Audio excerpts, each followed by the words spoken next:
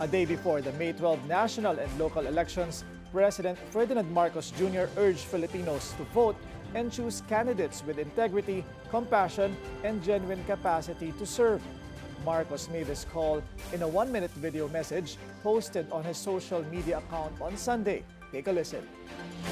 Mga kababayan, ngayong halalan, gamitin natin ang ating karapatan at gampanan ang ating pananagutan bilang mamamayang Pilipino. Isang pagkakataon ito para marinig ang boses ng bawat isa at maipahayag ang mga pangarap na mahalaga sa inyo at sa bayan. Iba't iba man ang ating paniniwala, yan ang diwa ng demokrasya. Pero ang pagkakaiba ng opinyon ay hindi dapat mauwi sa gulo o pananakot. Ipinaglalaban natin ang kinabukasan sa balota, hindi sa lansangan, hindi sa karahasan. Kaya bumoto po tayo. Piliin ang tapat, may malasakit at may kakayahang magsilbi. At sa mga kandidato, igalang natin ang proseso. Tapusin natin ang halalan ng may dangal at katahimikan. Magtulungan po tayo upang mapanatili ang isang maayos, mapayapa at makatarungang halalan. Maraming salamat.